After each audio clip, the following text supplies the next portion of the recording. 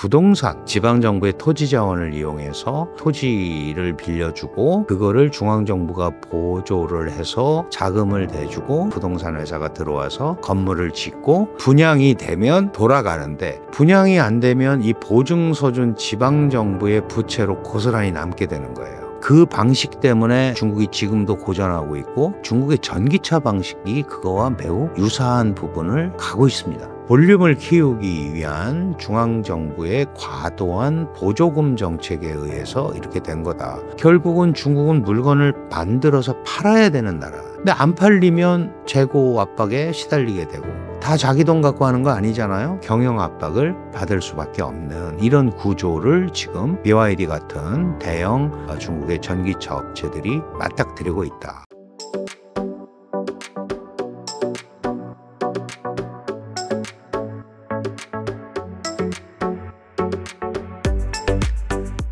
중국 전기차 시장의 과잉 생산과 가격 전쟁으로 출혈 경쟁에 돌입했는데 BYD 같은 선두 기업조차 지속 가능성에 타격을 입을 경우의 수는 없을까요?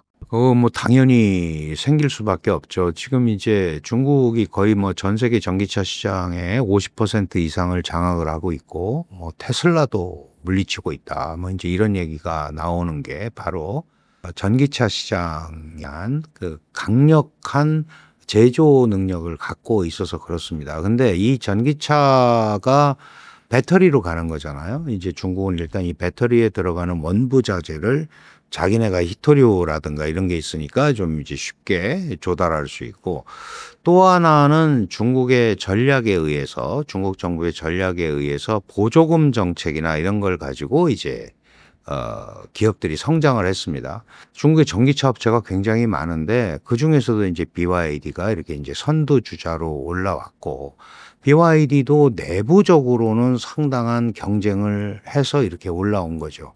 근데 전 세계적으로 이 중국산 전기차에 대한 소위 그 규제, 그다음에 관세 부과, 미국은 물론이고 EU 이런 데서도 지금 이런 게 나오잖아요. 러시아도 지금 합니다. 이 중국산 전기차에 대해서. 그렇다면 결국은 이제 대외 수출 이 부분이 막히게 되고, 기업이라는 거는 자기네가 만든 물건을 팔지 못하면 당연히 경영이 어렵게 되는 구조잖아요.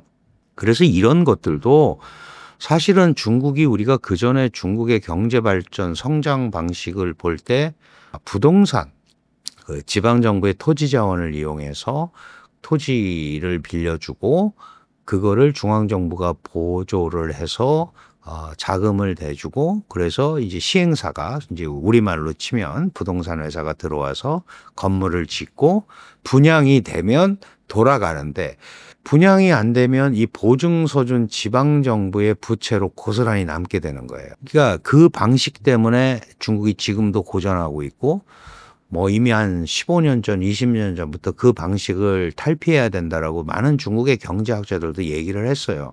그런데 지금 이 중국의 전기차 방식이 그거와 매우 유사한 부분을 가고 있습니다. 실제로 중앙정부의 보조금이 대량으로 들어가고, 이것만 그런 게 아니고 태양광, 설비 이런 것들도 지금 중국이 전 세계를 완전히 잡고 있잖아요. 전 세계 수요량보다 많은 부분을 중국이 생산을 해요. 태양광 시설들은. 그러면 이거는 살 사람이 10명밖에 없는데 10개만 있으면 되는데 지금 15개를 생산하고 있단 말이에요. 이게 이제 볼륨을 키우기 위한 중앙정부의 과도한 보조금 정책에 의해서 이렇게 된 거다. 그렇다면은 결국은 중국은 물건을 만들어서 팔아야 되는 나라, 제조업이. 근데 안 팔리면 재고 압박에 시달리게 되고, 다 자기 돈 갖고 하는 거 아니잖아요. 그러면은 원부 자재 값도 줘야 되고 금융 비용도 있어야 되고, 이러니까 이제 경영 압박을 받을 수밖에 없는 이런 구조를 지금 BYD 같은 대형 중국의 전기차 업체들이 맞닥뜨리고 있다. 그럼 이걸 사려면 중국이 강조하는 대로 내수 시장이 일어나서 내부에서 소화가 되면 돼요. 예를 들어서 중국 인구가 14억인데 유럽 인구보다 많잖아요. 그러면 이 인구들이 구매력만 가질 수 있다면 되는데 그게 잘 안 되잖아요. 그러니까 당연히 그런 부분은 기업들의 경영 압박으로 이어질 수밖에 없는 그 구조가 지금 중국에서 나타나고 있다. 이렇게 이해를 하시면 될 것 같습니다. 뭐 수출 차단이라는 게 이제 관세를 부과하는 거죠. 그러면 그 관세를 물고도 만약에 갈 수 있으면 괜찮은데 지금 보조금으로 저렇게 주고 있으니까 그거는 보조금을 안 주면은 원래 경쟁이 어려운 건데 보조금 때문에 지금 경쟁을 하고 있다고 본다면 중국 정부가 그걸 계속할 수 있는 여력이 있느냐, 그리고 또 그렇게까지 해서 해야 되느냐는 이제 전략적으로 선택을 할 문제죠. 그렇다면 이런 패턴으로는 계속 가기가 쉽지 않다라는 생각을 당연히 우리가 할 수 있는 거잖아요. 그러면 언제까지 이런 정부의 보조금이라든가 또 그걸에 의한 과잉 생산 그리고 가격의 덤핑 이런 걸 가지고 이제 세계 시장을 장악을 하고 이렇게 하려는 전략이 과연 먹힐 것이냐. 이제 이 부분에 대해서는 중국 내부에서도 지금 고민이 많죠. 그러니까 그게 갈 수 있다 없다를 뭐 예단하기는 굉장히 어렵습니다. 우리나라에도 지금 BYD가 들어와 있잖아요. 누가 중국차 사냐 막 이러지 않습니까? 그런데 가성비라는 게 있잖아요. 뭐 렌트카 회사 이런 데는 살 수도 있는 거예요. 저게 싼데. 그러니까 그게 억지로 막아지는 건 또 아니거든요. 그러면 중국이 기술적으로 그런 부분을 해결을 하고 가격 경쟁력을 가성비를 갖춰서 온다면 우리뿐만 아니고 다른 나라도 다 할 수 있는 거니까 그거는 이제 이 기업의 품질과 정책에 달려 있다. 다만 지금과 같은 보조금에 기대서 만약에 움직이는 거라면 그거는 뚜렷한 한계가 생길 수밖에 없다. 이렇게 말씀드릴 수 있습니다.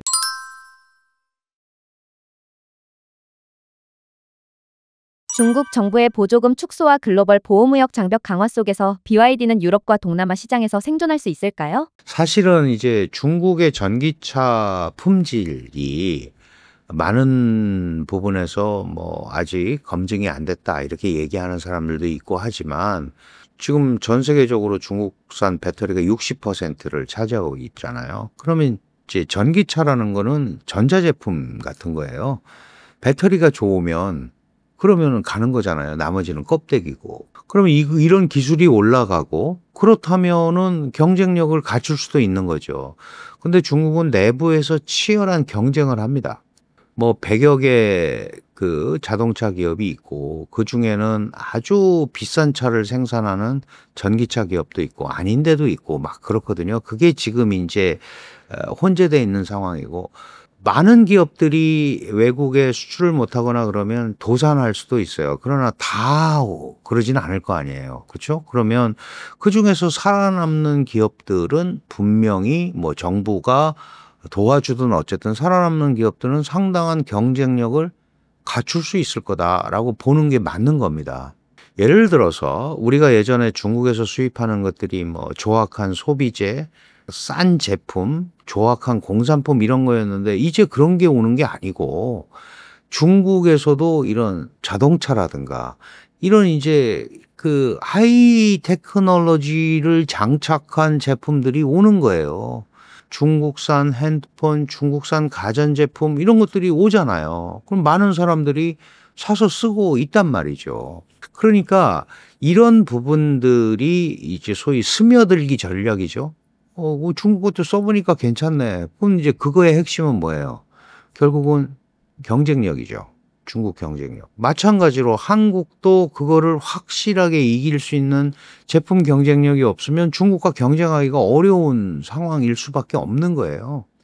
대한민국이 자유민주 시장경제 국가인데 그런 거 우리는 중국 거 수입 금지 이렇게 할 수는 없는 거 아닙니까? 그렇다고 트럼프 대통령처럼 우리도 관세 매길 거야 이럴 수도 없는 거잖아요.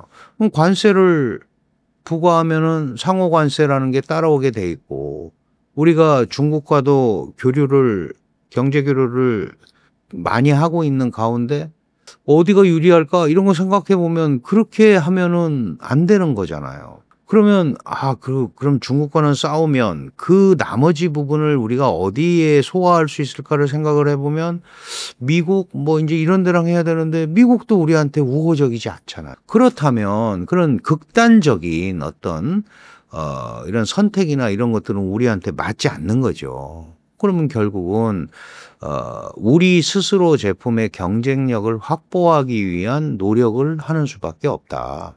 제가 왜 이런 말씀을 드리냐 하면 우리가 이제 이 중국을 바라보는 시각이 여러 가지가 있는데 그중에 꼭 중국은 이러다 망할 거야. 중국은 이렇게 안 될 거야. 이런 것들을 전제해 놓고 자꾸 얘기를 한단 말이죠. 그러나 그런 건 없습니다. 중국이 2015년에 중국 제조 2025를 얘기를 했고 올해 10년이 됐고 앞으로 이제 20년간 더 할 거예요. 지금 두 번째 단계에서는 반도체에 대한 집중 투자를 공표를 했어요.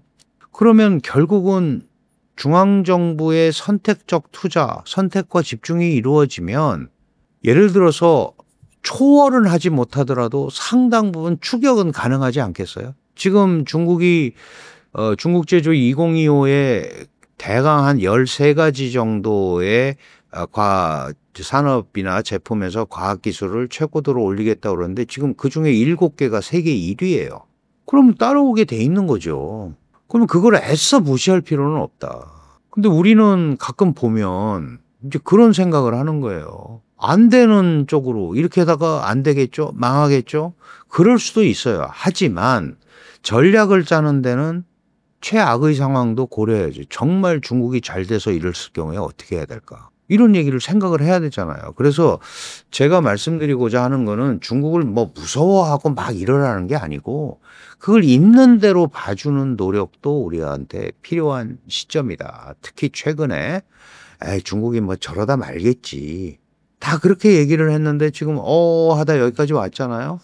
그러니까 그런 거에 대한 우리가 좀 시야를 좀 더 넓힐 필요가 있다. 그런 차원에서 이제 한중은 원래 이전에 상호 보완보다는 경쟁으로 들어간 게 많고 과거와 같이 상호 보완적 차원에서 중국과 이 경제 교류나 이런 걸 하기가 쉽지 않은 상황이에요. 그런데 정말 한국에 좋으면 써야죠. 마찬가지 아닙니까? 중국도. 우리 반도체의 거의 60%가 중국에서 소화가 된단 말이죠. 그럼 한국은 D램, 메모리 반도체는 세계적 강자고 물론 그게 뭐 최첨단 3나노, 2나노는 할 수가 없어요. 중국에서는. 그러면 우리가 보통 범용 반도체라고 하는 레거시 반도체는 여전히 중국이 우리의 기술을 필요로 하고 제품을 필요로 하는 게 있단 말이죠. 이런 것들을 살려나가는 이런 경쟁력 있는 제품을 가지고 가는 방법이 한중 경쟁에서 핵심 포인트다. 마찬가지로 중국이 이렇게 전기차 배터리나 이런 데서도 전 세계를 좌지우지하고 있고 특히 CATL 같은 데는 미국 포드에도 납품하고 뭐 독일 기업에도 납품을 하죠. 전 세계 이 배터리 점유율이 36%예요. 그런데 우리 LG 이노베이션이 지금 중국 자동차 기업에 한국산 배터리를 공급을 하잖아요. 액수는 안 나왔지만 아마 수조 원 규모가 될 거다라고 얘기를 한단 말이죠. 그러면 결국은 중국과도 그런 경쟁을 통해서 가는 거지. BYD라든가 뭐 이런 특정 업체의 부침 이런 것들이 중요한 거는 아닌 겁니다. 그런 관점에서 중국을 바라보는 시각을 좀 재조정할 필요가 있다라는 말씀을 드리는 겁니다.